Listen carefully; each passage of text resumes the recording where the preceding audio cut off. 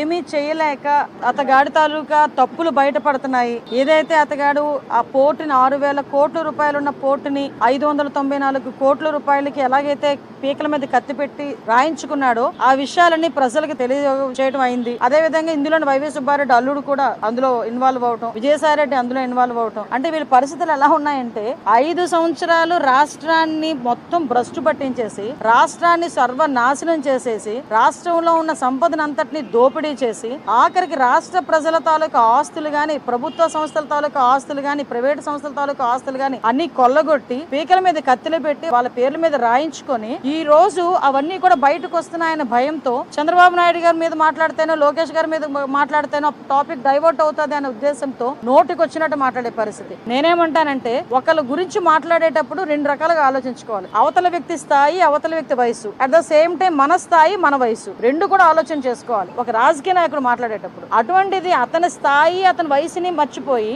ఏదో నోటికి వచ్చినట్టు చిల్లరగా తిరిగే వాళ్ళు మాట్లాడినట్టు కూడా సొసైటీలోకి ఒక రెప్యుటేషన్ పోస్ట్ లో ఉండి మీడియా ముందు మాట్లాడేటప్పుడు కూడా నోటికి వచ్చినట్టు మాట్లాడడం అనేది అతని తాలూకా నైతికతకి నిదర్శనంగా మనం భావించుకోవాలి. అట్ ద సేమ్ టైం నేనేమంటానంటే ఈ రోజు నువ్వు ఎన్ని రకాలుగా చంద్రబాబు నాయుడు గారిని తిట్టు, చంద్రబాబు నాయుడు గారి మీద బురద జల్లు, పవన్ కళ్యాణ్ గారికి మాకు ఏదో మధ్యలోని చిచ్చు పెట్టాలని ప్రయత్నం చేయి, ఎన్ని చేయి, కానీ ఇన్ని మాత్రం వదిలిపెట్టేది లేదు. ఆ విషయం మాత్రం మర్చిపోమాకు. ఎంత మంది మీదకి నువ్వు వెళ్ళి ఎన్ని బురద జల్లాలని ప్రయత్నం చేసినా రేపొద్దు నా గురించి నువ్వు ఎన్ని మాట్లాడినా కూడా నేను కూడా భయపడేది ఏం లేదు. ఎందుకంటే ఈ రోజు ప్రజల సొమ్ము తిన్నావు, ప్రజల సొమ్ము తిన్నారు మీరు అందరూ కలిపి. ఈ రోజు చాలా ఆస్తులు కొల్లగొట్టారు. ఈ విషయాల మీద విచారణ జరుగుతుంది, ఈ విచారణలో వెళ్తుంది కాబట్టి ఎందుకు నీకు అంత భయం ఏంటి? నిజంగా నువ్వు చేయలేదనుకో ఎంక్వైరీ చేసుకోమని చెప్పు. దాని గురించి మాట్లాడడం అనేసి చంద్రబాబు నాయుడు గారు వయసు గురించి ఎందుకు మాట్లాడతాడు ఈయన? అసలు నాకు అర్థం కాదు. పవన్ కళ్యాణ్ గారు గురించి, చంద్రబాబు నాయుడు గారి గురించి మధ్యలో చిచ్చు పెట్టడానికి ఎందుకు మాట్లాడతాడు ఈయన? నువ్వు బయటకు వచ్చావు, మేము ఆరోపిస్తున్నాం కొన్ని సందర్భాల్లో. ఆరోపణలకు విషయం చెప్పు. ఈ రోజు నా మీద ఎవరైనా ఆరోపించారనుకోండి, ఆ ఆరోపణలకు నేను సమాధానం చెప్తాను. దాని గురించి మాత్రం మాట్లాడరు వీళ్ళు. వెంటనే టాపిక్ డైవర్ట్ చేసి మాట్లాడే పరిస్థితి. లాస్ట్ 5 సంవత్సరాలు చేసి 11 తెచ్చుకున్నారు. మళ్ళీ ఈ 5 సంవత్సరాలు ఇదే గనక చేస్తే 11 కూడా రావు గ్యారంటీ.